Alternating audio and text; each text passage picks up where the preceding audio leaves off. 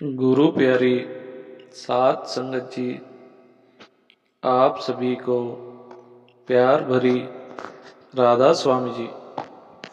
आज तिथि 14/11/83, दिन सोमवार। कल मालिक तकरीबन 10 बजे के करीब आए और पहले कुल मालिक ने ओपीडी देखा।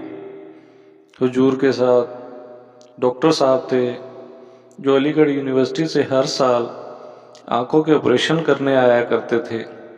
कुल मालिक ने तकरीबन 1 घंटा ओपीडी इंस्पेक्शन की और डॉक्टर साहब के साथ ज़रूरी सलाह मशवरा भी किया।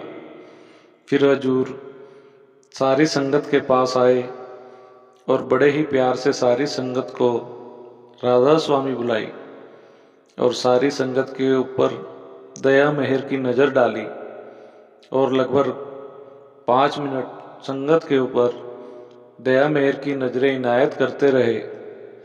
फिर हजूर ने बड़े ही प्यार से संगत को राधा स्वामी बुलाई और अपनी कार में बैठकर रवाना हो गए। संगत अपने प्यारे मुर्शिद के दर्शन करके बड़ी खुश थी।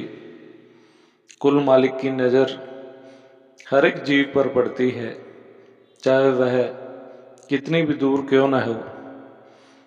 उसकी दया मेहर देश प्रदेश पहुँचती है। वह कुल कायनात के मालिक हैं।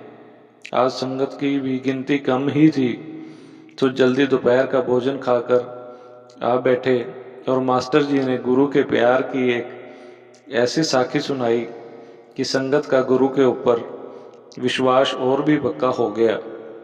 साखी इस प्रकार सुनानी शुरू की। मालिक का एक प्यारा जीव जो कि पाकिस्तान में रहता था और दोनों मियाँ बीवी ने बड़े महाराज जी से नामदान लिया था। उनके घर एक लड़का पैदा हुआ, वह भी बड़े महाराज जी के वचनों से हुआ था और मालिक ने फरमाया था कि आपके घर लड़का पैदा होगा और उसे नामदान भी मैं ही दूंगा। इससे उनके दिलों में विश्वास और भी पक्का हो गया।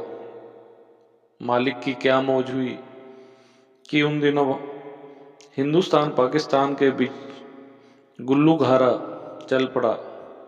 इधर मुसलमानों को मार रहे थे, उधर सिखों और हिंदुओं को। उनका परिवार भी इसकी लपेट में आ गया और दोनों जीव इस वक्त पेटी भरकर जब रेलवे स्टेशन आए, इस वक्त लुटेरों का एक ग्रुप भी आ गया। उन्होंने काफिले को लूटना शुरू कर दिया। वह भी दौड़कर रेलवे स्टेशन के अंदर दाखिल होने लगे। फसादियों ने उनके सिर से पेटी को छीन लिया और बच्चा भी छीन लिया। उन्होंने बड़ी मुश्किल से अपनी जानें बचाई। बेचारे अपने प्यारे बेटे के बिछड़ने का विलाप कर रहे थे। उस बीवी ने कहा, हे मालिक, जब हम बेटे की खैर मांगने आए थे तो आपने फरमाया था कि तुम्हारे घर लड़का जरूर पैदा होगा और उसको नामदान भी मैं ही दूंगा। बस यही विचार दिल में गूंजे जा रहा था। बाकी के काफिले वालों ने उनको साथ ही गाड़ी में बिठा दिया कि कोई बात नहीं, आप फिर ब्यास जाकर फरियाद कर देना। पर उनका दिल नहीं मान रहा था। जब गाड़ी तकरीबन चलने ही वाली थी, एक कुली जिनके कंधों से कुर्ता फटा हुआ था, उसने डिब्बे के पास आकर ऊंचे से बोला, ओ देश जाने वालों, किसी का बच्चा और बेटी है, जिसकी है ले ले। इस समय उन दोनों ने कूदकर बाहर देखा तो वही बच्चा और बेटी। उन्होंने उसको ले लिया। उन्होंने कहा, वीर अब तो हमारे से इनाम लेकर जाना।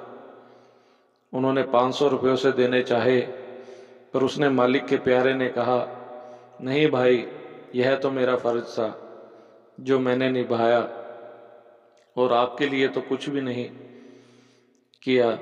किसी भी कीमत पर उसने पैसे नहीं लिए और गाड़ी चल पड़ी। जैसे जैसे वह दूर होते जा रहे थे, वह कुली आदमी बड़े महाराज जी के स्वरूप में आ रहा था। फिर उन्होंने कहा, धन्य है तो जिसने हमारे समान और बच्चे की कुली बनकर राखी की।